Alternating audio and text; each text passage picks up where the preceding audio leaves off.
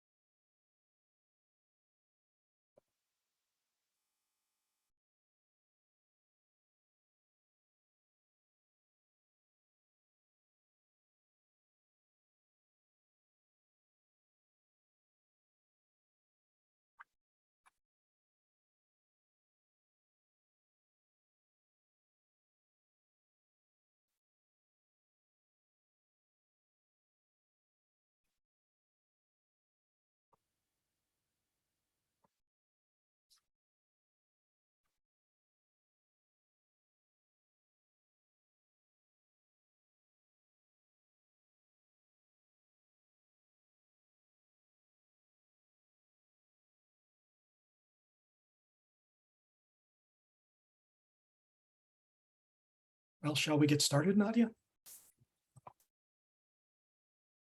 Great. Well, good afternoon. I'm Matt Turry, and I get the great joy of hosting this month's research forum, and we'll be talking to two recent fellows that were both funded by the Watson Brown Foundation to conduct dissertation and pre-dissertation research in our holdings. They were here this summer, and as I've said many times before during these research forums, it'll be so nice now, since we can't really talk as much as we'd like to in person, to really hear what Elisabeth and Andreina discovered in our holdings. So just in terms of a brief introduction, Elisabeth Harris, who will be talking first, is a graduate student, a PhD student in the Department of English and Comparative Literature. And she's going to be talking to us about something that she's entitled Affordances of the Asylum. And Andreina Malki is a geographer. She's a geography student here on campus in the doctoral program. And she's going to be talking to us about well, she's calling it Genealogies of Incarceration of Non-Citizens in the United States South. So without further ado, I guess we'll go to Elisabeth and listen to her. And then, I'm sorry, at the end, we'll have about 20 minutes for questions to ask. Thank you all. Thanks for that introduction, Matt. I'll share my screen and we'll get started. Well, here we go. Has everyone seen my PowerPoint?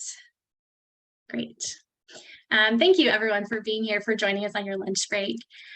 During my fellowship at Wilson Library, I looked for records about life in 19th century asylums in America. I think in our shared cultural imaginary, the asylum often gets flattened to a space of violence, even horror. I was curious to dig around in the archives and see whether anything that I found might complicate that narrative. And I chose this term, affordances, because I was curious about the possibilities as well as the limitations of asylum life. A quick content warning: as you can imagine, a lot of the language about mental illness from the documents I'll be discussing is troubling, if not offensive to us today. So bear with me in that. Thank you. As Matt said, I'm a student in the English department at UNC. I'm also working on a graduate certificate in literature, medicine, and culture, which lets me explore some more interdisciplinary interests. And I owe a big thanks to the Community Histories Workshop at UNC. Professor Bobby Allen leads that course. We looked at the archive from the Dorothea Dix Hospital in Raleigh. And that was where I first really got interested in asylum life in the 19th century.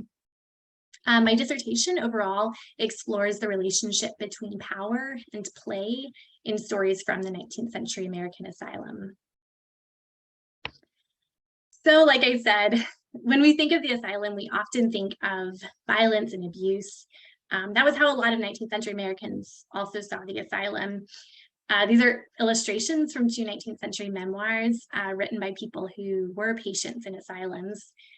Across fiction and nonfiction, the asylum tends to appear in stories that emphasize captivity, the Gothic, the sensational.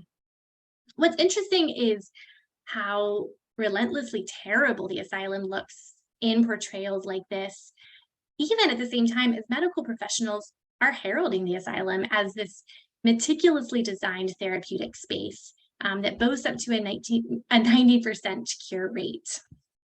So we have depictions like this, we have medical professionals, and then we have all these kind of cultural imaginaries swirling around the asylum. I brought a few questions to my research, to my project. First, I was curious about how asylum life gets written about in the American South. Most scholarship to date has focused on asylums in the Northeast, and really all of the published memoirs that I found from the 19th century are written by folks who spent time in asylums in the Northeast or the Midwest. I was also curious about how people write about asylum life as it unfolds. What is the kind of processing in real time versus the retroactive writing of a memoir once you're no longer within the walls of the asylum? And finally, I was curious, how do family members write about mental illness among each other? What kind of rhetoric circulates in that space? So I brought these questions to the archive, and to start answering these questions, I looked at a number of family collections that mention mental illness in the finding aids. I looked at three main kinds of documents. I looked at letters in family collections, I looked at financial records, and then I also looked at legal records. So mental illness and the life of the asylum leaves its presence in all of these kinds of records. So for the rest of my presentation, I'd like to walk you through the records that I looked at for three different people. I looked at a lot more that I can talk about in the Q&A, but for the sake of time, I've picked three. I want to talk first of all about Margaret Williams Pearson. Her records are found in the Richmond Mumford Pearson papers. Richmond was Margaret's husband. He was a lawyer in North Carolina. He eventually became Chief Justice of the North Carolina Supreme Court. So prominent figure, lawyer. They were married in the 1830s. They had 11 children, 8 of whom survived Margaret from after her death. And the question I brought to Margaret's story and to the Pearson collection was this third question about how rhetoric circulates among family members, rhetoric about mental illness. One of the tropes in asylum literature is that families, and especially husbands, are usually nefarious. They lock their wives up so they can spend their money with impunity, so they can take up with another woman. This happened, this undoubtedly happened, but Margaret's story gives us a bit more complicated picture of how a family can be involved in someone's confinement, someone's diagnosis of mental illness. I'm using her story as an example here because it's full of letters talking about Margaret, from doctors, from in-laws, from children, and they form almost a cacophony of voices around her. What's really chilling in this section is that we never hear Margaret's voice. I didn't find any letters written by Margaret. So I'm going to briefly excerpt a few moments in letters about Margaret from 1854 and 1855 to just illustrate the kind of origin stories and explanations about mental illness that are circulating around her at this time. The first place we find this is in November 1854 letter. It's from a Philadelphia doctor to Richmond, Margaret's husband. So Richmond gets this letter from the doctor. Margaret has presumably sought out this doctor, and she sought him out for what he terms hypochondriasis. This is the presenting condition that she brought, and this is just an excerpt from the letter. I won't read it all. You can follow along with me. Margaret seems to be recovering when she arrives at the doctor, but then somehow she became worse, right? her present condition amounts almost to nervous insanity, is what the doctor says. We have this idea of a spectrum. Insanity is the end, there's stages approaching it, and apparently, according to this doctor, Margaret is moving towards that. He's concerned that she may need the restraint of a hospital. And then he gives kind of some other medical explanations at the end. Maybe this is congestion of the brain. This is one popular idea about mental illness circulating at this time. And he concludes that she's in danger of a malady more fearful to most people than death. It's a striking line. What's missing in this doctor's letter is any sense of hope or cure, which is interesting at this time. There was a lot of optimism among doctors that the asylum was a place of cure. It seems clear from this doctor that he wants Richmond to stage an intervention. Margaret needs some kind of intervention that the doctor is not capable of giving. So this is in November. 2 months later, we get this letter. It's from one of Margaret's children to a sister. I think it's two sisters writing to each other. One of them is at home with their mother, one of them is not. And there's a couple really poignant lines here that I excerpted. Mother is not so well, one of the daughters writes. And she concludes, would that I knew what to do. She loves her mother. She wants to help her. She wishes she knew what to do. The explanation offered in this letter is that, there we are. Margaret seems to be taking some kind of medication that her daughters believe aren't good for her. She knows she ought not to take it. She tries not to take it. The first private moment she can get, down it goes. It's unclear what's going on here. One possibility, a number of medications this time contained alcohol, opioids, mercury, all kinds of dangerous substances. It's possible that Margaret had been prescribed a medication that was addictive in some way. But clearly what we see in this letter is Margaret's daughters are distressed about her condition. They want to help her and they're not sure what to do, but they're blaming it on medication because that's one possible origin for what's going on with her. Just a few days later, we get this long letter from Margaret's cousin, Robert, who's a neighbor of the family, and he writes to Richmond. He's vague about what's going on with Margaret, but he's distressed. He says, she's in a most awful state of mind. Something must or ought to be done, or she will be a raving maniac. So like the doctor from earlier, he's trying to stage an intervention. He says something needs to change. What's interesting to me in this letter is that if we go to the bottom of it, unlike the doctor, this cousin at least reports that he consults with Margaret. She says she wants to return to the north and hopes to be cured, but if she is not, it is her desire to go into an asylum. It's important to emphasize that this is Margaret's desire as reported by someone else. We don't know what kind of persuasion or misreporting is going on here, but it is an interesting moment where we get perhaps what Margaret wants in this situation. A week later, we get probably the most troubling letter of this collection, and this is a letter from Richmond's sister to Richmond, and she's recently paid Margaret a visit, and she's convinced that Margaret is trying to make her husband miserable. She says, M labors under monomania of the worst sort. It is to make you as miserable as she can. Monomania was another mental illness diagnosis in the 19th century. It was the idea that someone could be mostly rational, but have a single fixation, a single obsession that seemed irrational. But here, contrary to Richmond's sister's intentions, probably, we get one clue into what may have been going on with Margaret.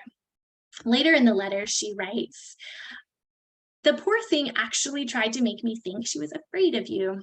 Told me she encourages you to drink and put liquor in your way, for you were more amiable under its influence.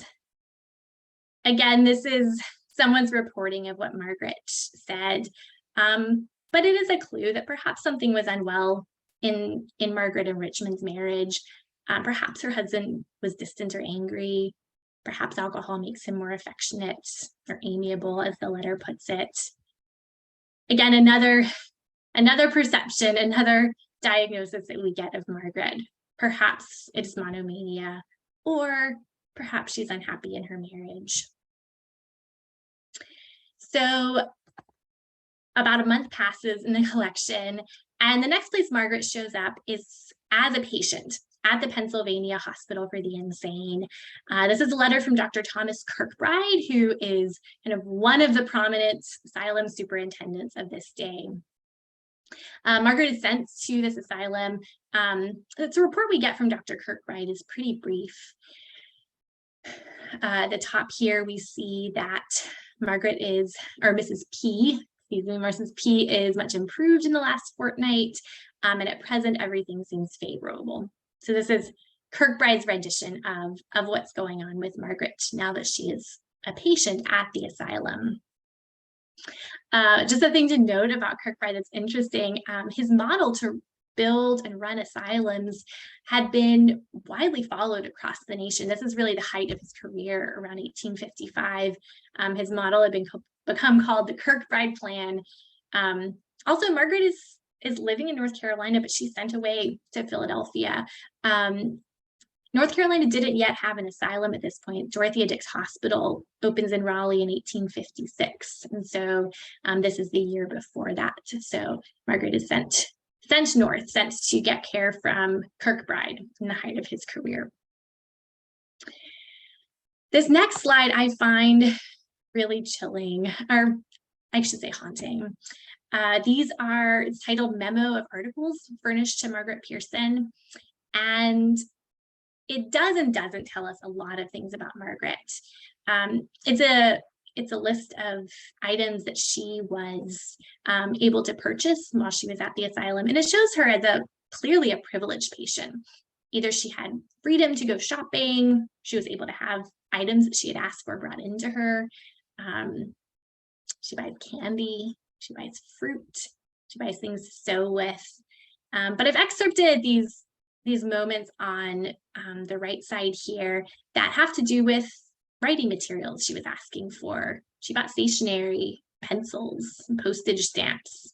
She paid freight to send a box to Raleigh.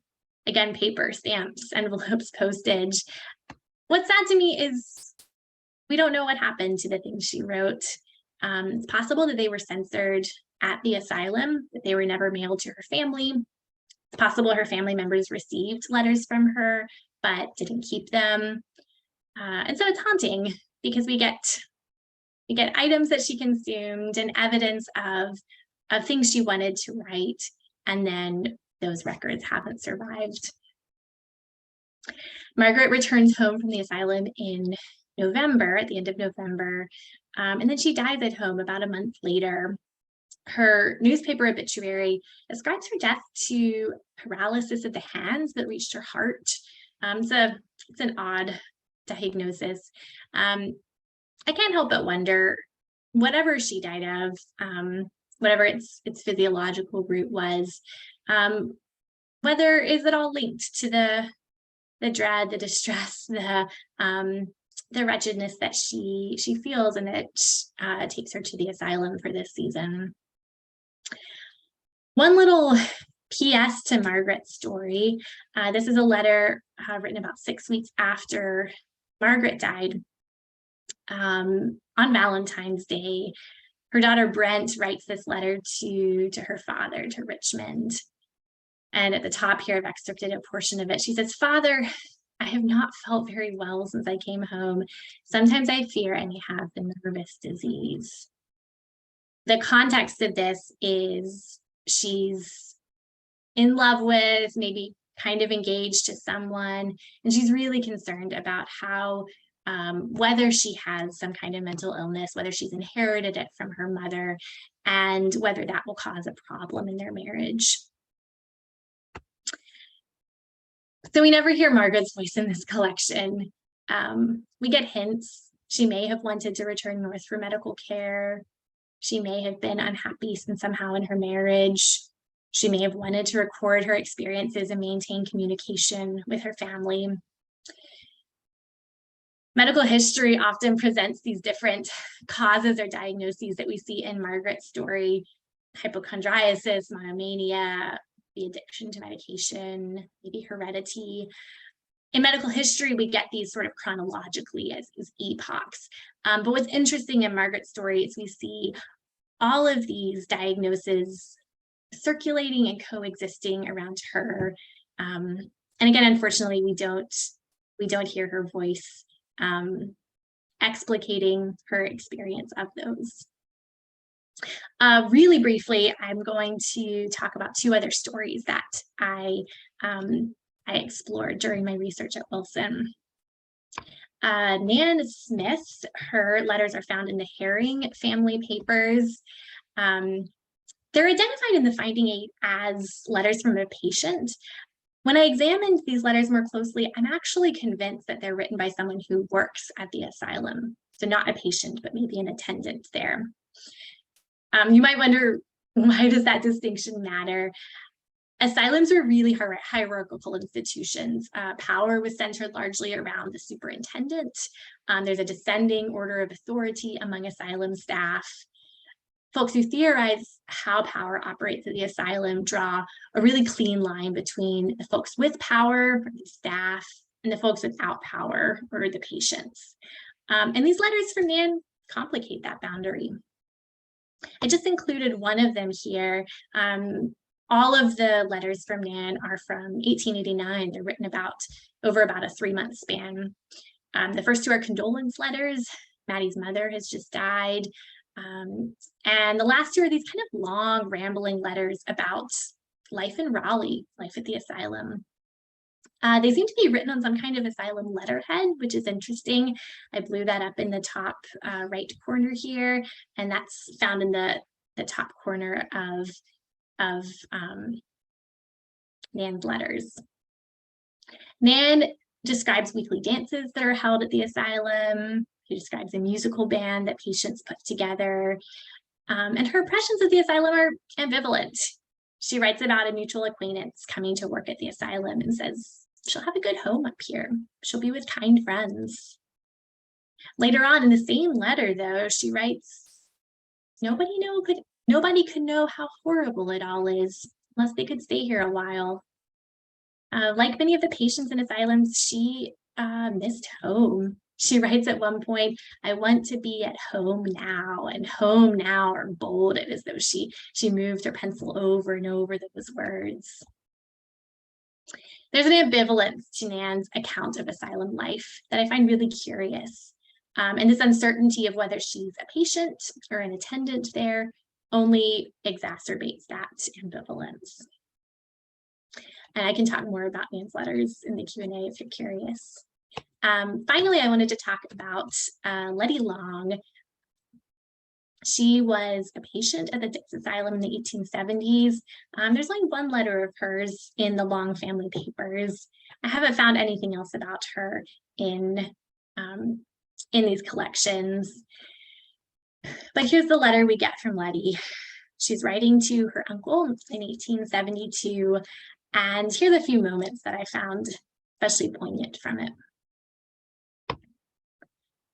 She describes loving the patients at the asylum and having a particular friend there.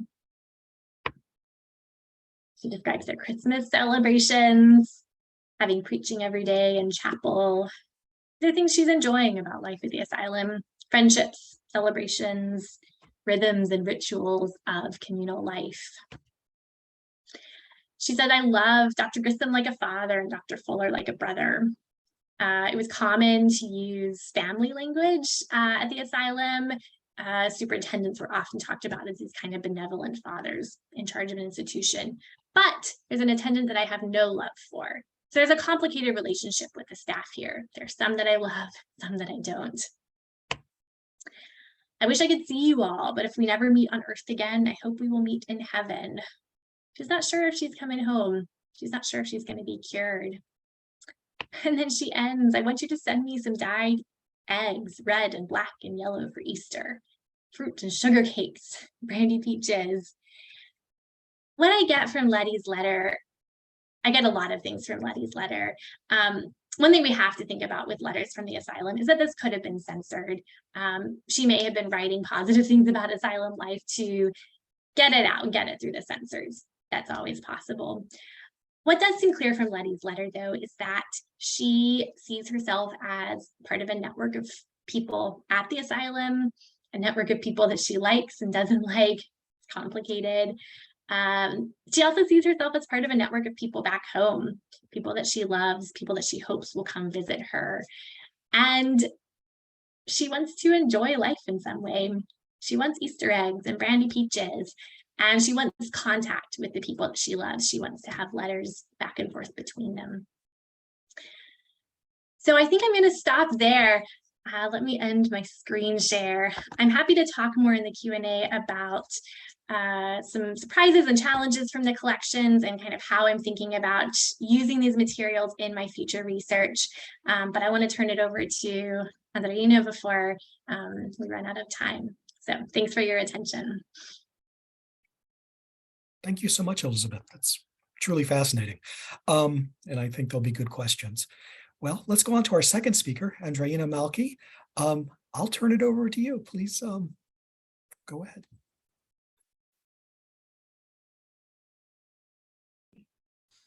Hi, thank you all. And 1 second, I'm getting a notification from Zoom. Okay. Can you hear me and see my presentation well? Okay, awesome.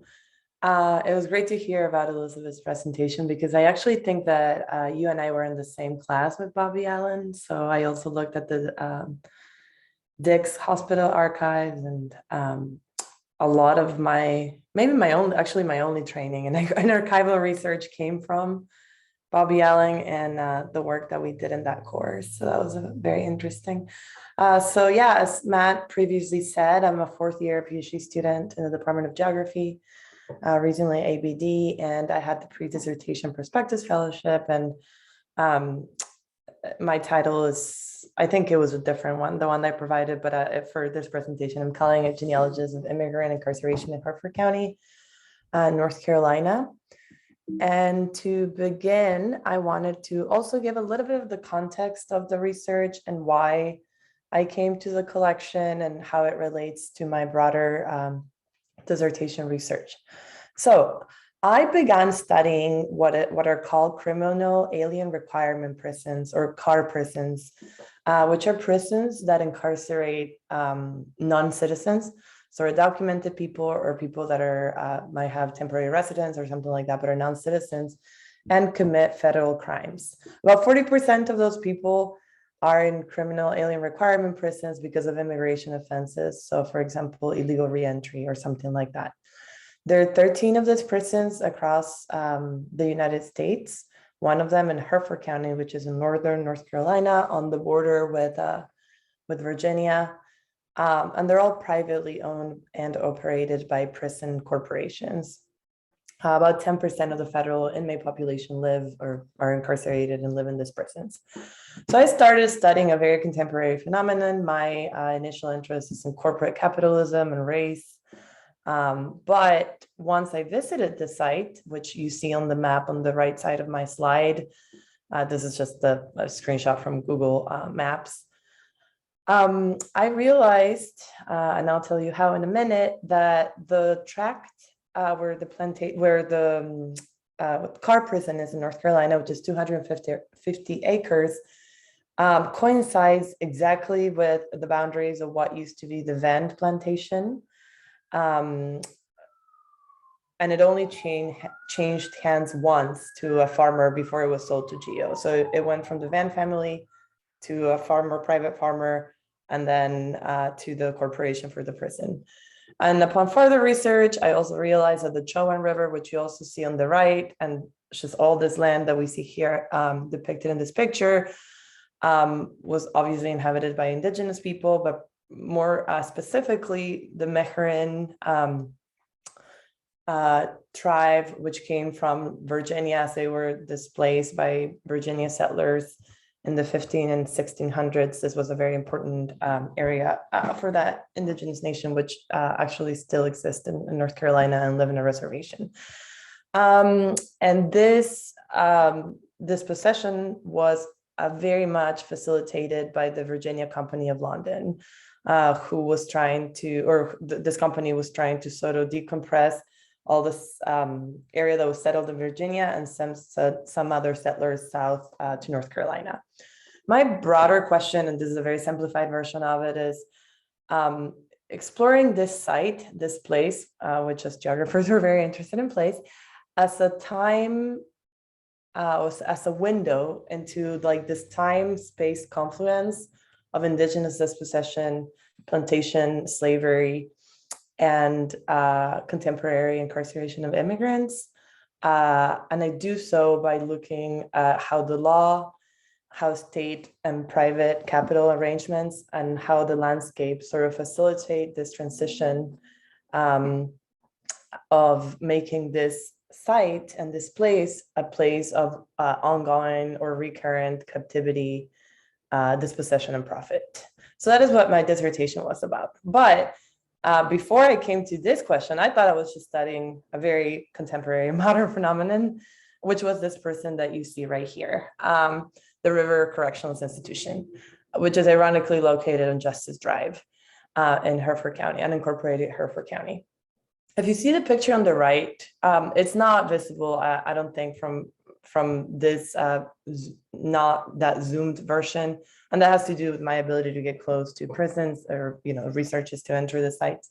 But you see the two watchtowers, and on the right of the rightmost watchtower, you might see some structures or something kind of raised on the landscape. When I was driving by there, it was very clear from where I was looking that this was a cemetery. And I went to the Hereford County Library and started talking to people and doing some research. And it was, in fact, a cemetery. This is how I found out it was a plantation before, of 9 family members of the Van family. And this was their plantation cemetery. That's where the plantation owners and the family, I think it's 2 generations, are buried. This Google Earth photo is from prior to the construction of the prison, and then you can clearly see the cemetery as well as some other structures that were standing before the construction of the prison. And on the right side, this is from like findergrave.com, where I was actually able to make contact with descendants who have since given me permission through the North Carolina Department of Archaeology to visit the cemetery. So that's like a really interesting, I guess, affordance that I have from to actually be able to visit the site, which you typically cannot visit prison sites, especially not private prisons. Anyway, so this cemetery and finding out about this history kind of took my project from a very contemporary thing to looking to a more historical geography of the site. And that's why I call it Genealogies, because this site, this prison, has previous lives that, in my argument, and I will argue, are not coincidental, but are part of a larger process of racial capitalism and how it functions, and that we can clearly see that through examination of this particular place. So that's why I came to Wilson, because I wanted to find out more about the colonial history of Hereford County, about plantations in the area, and I came knowing nothing about it other than this cemetery existed. So that will be clear in my presentation, that I go kind of all over the place, but very intentionally as a research method at this point, because I just needed to find out what I didn't know and what the available archives were.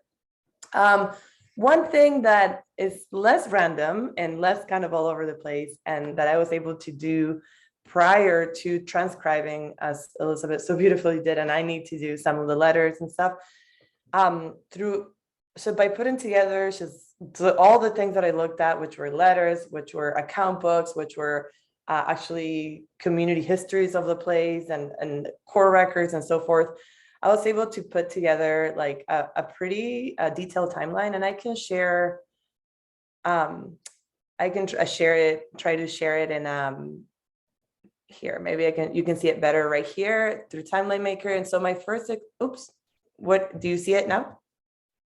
Okay, let me put it up. I don't see it anymore. Okay, so this was my first attempt at making sense of everything that I found, and it goes from 1585, where I found that the first Black people to be in North Carolina actually came from a ship that Sir Francis Drake raided in the West Indies in 1585. He was sailing to North Carolina, to Roanoke Islands, specifically actually to relieve a colony. And he actually didn't have enough space and needed to take some stuff back. So he left some enslaved Africans that he brought from the Caribbean, as well as 300 native South Americans, but kept some other slaves or enslaved people when he continued sailing. And these folks sort of melted in the local native population. So that's kind of one started point that I was able to find. And I mean, it goes all the way to learning more about conspiracies through colonial records, as well as diaries that depict that, and even histories of Free Baptist Church for people of color in Hertford, because Hertford County has had one of the largest populations of free people of color in North Carolina. And this church was really, really close to the Meherrin River, which is a site of interest to me because it's very close to the plantation site. So this is just to show you that despite me coming into this kind of very all over the place, I was able to come up with some really, really helpful histories that are going to frame my research and give me a lot of leads. So now that I've said that, I wanted to sort of highlight a few collections that were particularly helpful, either to my research or some things that I found incredibly interesting and had given me a lot to think about as I continue my dissertation research, as well as areas of pause and that I want to look further into. So one thing that I looked at was Hertford County miscellaneous papers. And this is the first and actually only mention of the Van plantation that I found in during my time at Wilson. And this is from 1839. And in this land deed, there's all those acres are being sold to James Jordan. And the Van plantation is being used as a line of demarcation for where this land that's being sold starts or ends. I can't remember specifically in this case. So for example, it says here on the screenshot that I took, it says beginning at the pine standing in the road near the town of Winton, at or near the area of the Foley branch. And, you know, she's given different like natural markers, and then spanning from said branch to the Chowan River to John Van's line. So I'm going to annotate so I can have a pointer. Here we go. So here is where I see John Van's plantation. So in 1839, it was established enough of a plantation of a demarcated private property that is being used in official state documents to sort of demarcate other private land that's being parceled out. And something that was interesting to me, not part of my dissertation, but I looked at a lot of these land deeds, even earlier ones from 1700s. The way that natural features of landscapes are so precisely used as markers was fascinating.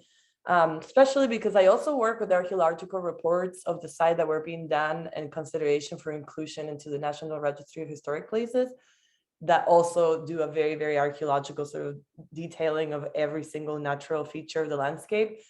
I can almost see a lot of this archaeological level of detail of the natural landscape as private property is being enacted in North Carolina during the colonial period. So that was really interesting. And I have a map. Let's see if I can move to the next slide right here, which is also super helpful to my research because I do plan on doing data visualization of the landscape change and like land change around the site. This is the earlier map, which was attached to that land around the 1800s as well to similar land deeds. And you can see, you know, that they draw the little trees right here and very detailed sort of renderings of the river and so forth. But the way that the species of the tree and the size of the tree and the age of the trees were used to demarcate private property was really interesting to me. So that's the first one that I wanted to talk about. Something else that's very important for my research and that I look at a lot, and that I'm not the first person to look at these documents for sort of information about plantations, are account books. This particular one, I looked at a lot of account books, but this one is William C. Vance's account book. And William C. Vance is cousins with John Vance, so it's not the same plantation, but because the practice of leasing enslaved people to work in other plantations was very common, I decided to look at this one, and also because it was an approximation of what the other plantation might have looked like. And as we find in the literature about this, like account books are extremely detailed budget documents, extremely detailed accounts of labor. As you can see, it's just, they're very, very, very detailed documents of how much someone worked, what they worked on. And on the right side picture, you can see a lot of vans. And through other genealogical research that I've done, those might have been enslaved people that were leased to this plantation that William C. Van was the accountant for. And I was kind of looking at this as a budget document and a financial document because my research that's sort of involved also like economic histories of the site. But something that was really unexpected to me and absolutely fascinating, but also not surprising, because you can tell that these men were writing in these books all day, every day, is that there was a lot of poetry in between the like detailed numbers and accounting of tools and all of that, which we know from other researchers that those were very, very, they were recorded for multiple reasons, including debt and so forth, but also because it was a way to avoid tools being lost that might have been used for rebellious purposes for enslaved people and so forth. But I found a bunch of poetry in his account book. And I'll just, for time's sake, I'll skip some of it, but like the one on the left is like a letter to a woman named Mary, or maybe a song because there's a chorus named Mary that kind of broke his heart, or almost broke his heart. He calls it poetry, and he kind of does the same on the right side where he's writing number, but then also like throwing some poetry lines in there. So knowing that modern corporate accounting forms developed from plantation accounting forms, this kind of poetry thrown in the middle threw me off, and like I didn't know what to make of it, and I want to think about it further and see if I can find more of this. This were like diaries in some ways, I think, for some of the accountants of these places. The majority of my work was dedicated to going through the transcribed colonial records of North Carolina. And I'm highlighting this for two reasons. One, because they're extremely helpful to my research, but two, because I was very overwhelmed by the task of looking at colonial records and thinking that I was going to have to like go through really old documents that I can barely read because I have no training in reading like 17th or 18th century or kind of cursive or anything. But all those records are beautifully transcribed. And not only that, they have an index in the back, and you can do searches for certain words. So a lot of my time at Wilson was spent doing searches for a couple of different words, including slaves, Mexican, indigenous or Indian, as well as Chowan River and Van. I couldn't find anything by Van, and I went through 4 volumes, not 5. So they're from like the 1600s to like the late 1800s. And this is just an example of a case from 1699 that is, a will is being executed, and a plaintiff is coming and saying, actually, this person's will needs to kind of owes me money because there's this law that says that if someone takes up a runaway slave and brings it to the master or to the provost marshal, kind of sheriff person, then they need to be paid a certain amount of money for every mile that they travel with this runaway enslaved person that they're returning, that they capture and are returning. And it turns out that Took had not made that payment. And to be able to have that very detailed text of how this law was both interpreted and used, and how the capturing of the runaway enslaved people intersects and with computations of space and distance, was just very, very fascinating to me as I make these arguments about the importance of space and the significance of studying space and place as we try to understand captivity and profit in this particular prison site. So you can probably read some of it, but just for time's sake, I'm gonna move on. But yeah, we have this laws, and then I have direct access to knowing how it was executed, and I have a lot of pictures to convert to text to do word searches, and I just think that's a really useful resource, particularly because of the index. Again, similar, this is the Colonial Records of North Carolina, the charter to the Virginia Company of London. In this charter, it sort of authorizes the Virginia Company of London to give out land in certain ways. But as I continue my systematic search of this index words, I also found, I was kind of looking at this in this particular instance for dispossession of indigenous land. I found a letter also in the colonial records. So that was in the 1600s. And then in 1715, this Reverend Ransford is talking about kind of how he's doing with his missionary work to try to dispossess and convert the people that live in Chowan Indian Town, which is the Indian town that is right next to the plantation site / current prison site. So that was very interesting to be able to sort of follow that story like that. And then something that I also want to highlight in this letter is that not only is this Reverend baptizing indigenous people, but it's also baptizing Black folks in the area. And it's unclear from here if they're enslaved or free.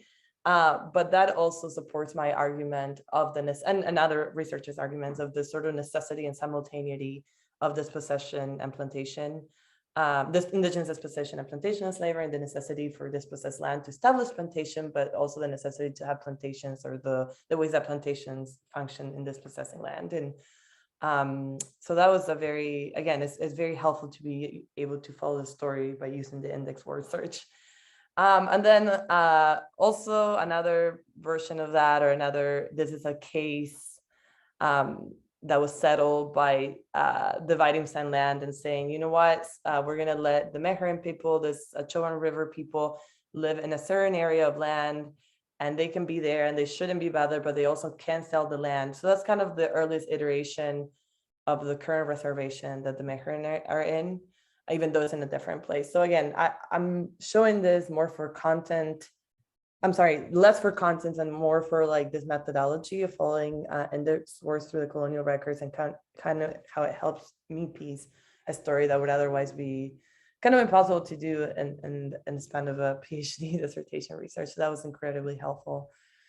How am I doing in time, Matt? I have a few more minutes. I think we're almost at about, and to give us 10 more minutes to have a conversation. Okay, just briefly, I looked at the William D. Valentine diary. He was a lawyer that didn't have much to do, and he became permanently disabled, and he had a lot to say and a lot of gossip to write about, and he wrote a lot, and he had many entries titled Slaves, which gave just incredible detail about what was happening, the kind of punishment that folks were receiving. And I was able to triangulate some of this with colonial records, and obviously found out that a lot of this were sort of extra legal happenings. But one thing, just the only thing that I want to point out of this, because it was so interesting, of everything that I read, which I read a lot, the most heartfelt entry was one where a enslaved person named Isaac passed away, and he was just like heartbroken, because I think he had grown up in the plantation, and his dad's plantation, and they were friends. And this is just like, he is in complete disbelief. But the end of this letter, I'm not a religious scholar, but it really fascinated me, is that he says that now both Isaac and his master, who had recently died, are in heaven, and that in heaven, there's no master and slave. Thus, eternity closes this, and sort of everyone lives on the same, at the same level in Christ's glory. So this was a really interesting first-person account of a plantation owner, of how he processed the grief of enslaved person that was close to him, but also in this very racialized ways. And I would love to know more from religious scholars about how this aligns with attitudes and religious justifications for slavery or not at the time. More maps. The Elliot Jones collections are amazing. She's a community historian of Harford County. Totally indebted to her work for a lot of what I've learned. This is just pictures of her books, and now let's just skip on this so we have time for a Q&A. Okay. Thank you. Thank you all. So now we have some time for questions. We can do this one of two ways. You can put it in the chat if you'd like, but you can also unmute yourself and ask your question directly.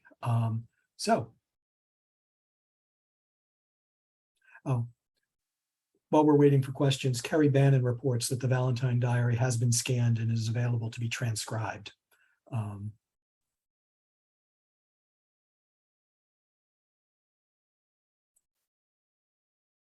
It was done recently. Okay, questions?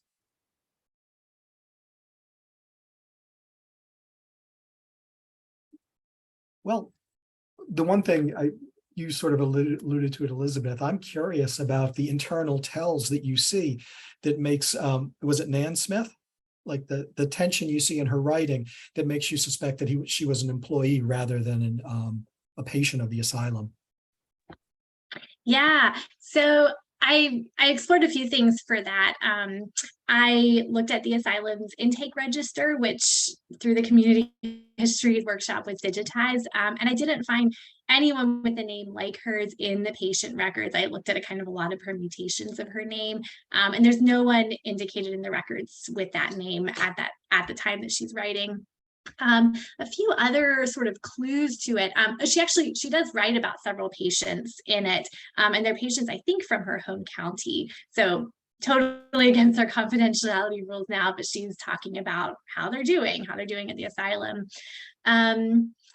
She has autonomy in her letters. She talks about going out into the town, running errands for her friend that she's writing to. She goes to a revival meeting, I think, and she's not very impressed with the revival preacher.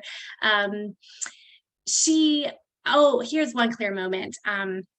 So the asylum ball was kind of a weekly occurrence at a lot of asylums.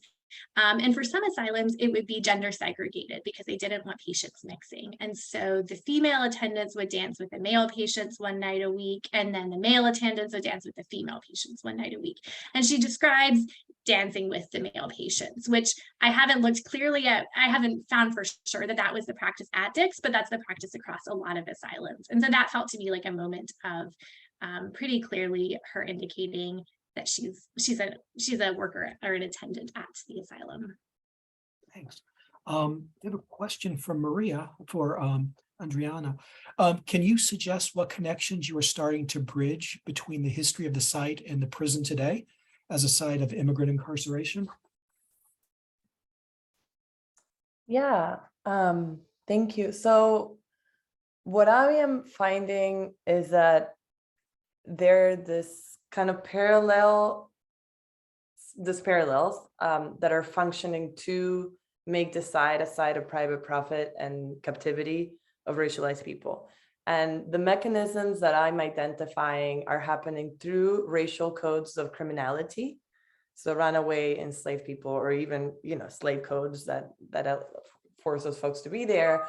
And then the parallel for those racial codes of criminality in the present moment are the creation of a criminal alien, the fact that double reentry in the US is a federal crime, the idea that there is a reason to have separate prisons for these folks because they're not rehabilitative sites. They're sites for them to serve their sentence and then be sent and deported, right? Be sent back to their countries of origin and deported. So those are in the law. Like other parallels are the ways that private capital and state make economic arrangements to allow those places to exist. So you can see the very clear parallel, the Virginia Company of London as a corporate entity and a plantation as a corporate entity that has clear relations with either the colonial government or the state. And in this case, and in the modern case or the case of the prison, there is, the delegation of responsibilities for incarceration and immigration control given to corporations. And then the last one, which is the one I think that I need to do more research on, is the infrastructure, or the one that I'm currently doing more research on, is kind of the infrastructure of the place that facilitates both that incarceration and that profit.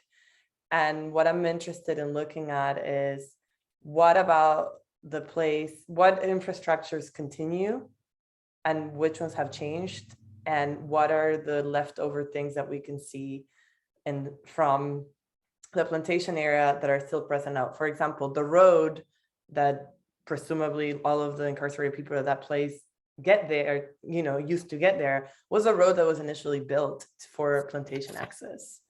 Or the fact that there's a prison tower, like, how do I theorize from the juxtaposition of a cemetery from a plantation era and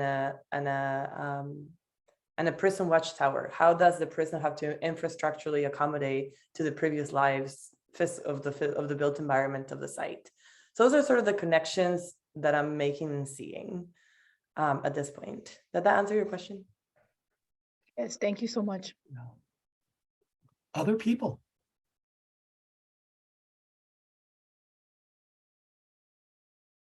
I see a hand raised, Matt. Oh, I'm sorry. Yes, please. Thanks so much for these wonderful presentations. It's so exciting to hear about what you guys were able to discover. I have a question for Elisabeth, which is akin to Matthew's question. It's got some parts. So part one, when did asylums, or whatever we call them now, institutional mental health facilities, stop censoring letters?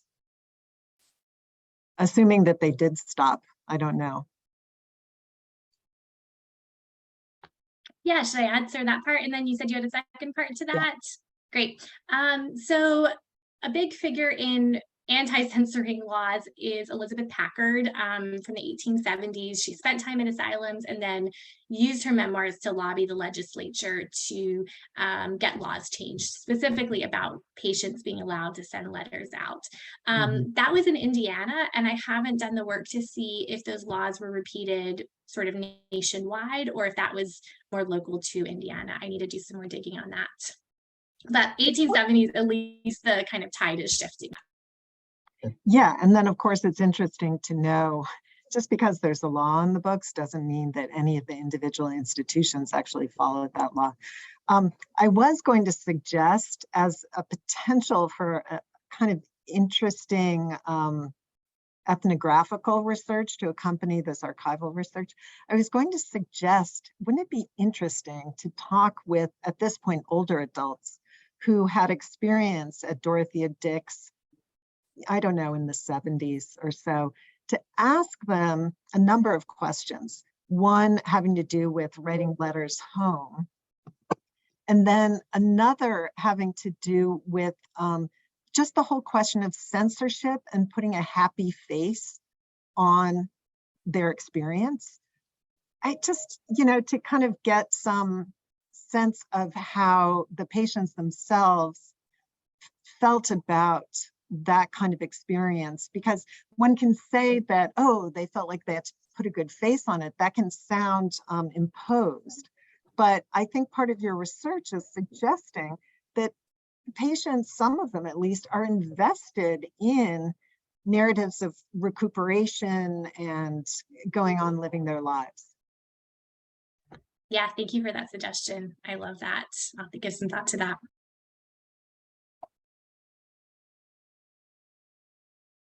I always hate that this is only an hour. It seems to go so fast. I'm getting notes in that people enjoyed the presentations, and I would echo that. It was It's really interesting. It's given us a lot to think about, and you may get follow-up emails from staff as I gather some of their comments. Well, so our next research forum will be on October 12th. It'll be the same time at noon. And it'll be Jennifer Standish will present on World War II farm labor program, right to work and organizing migratory workers in the South. And Irene Newman will present First in Fight, North Carolina's leading role in late 20th century white power organizing. So I look forward to seeing many of you next time, and take care until then.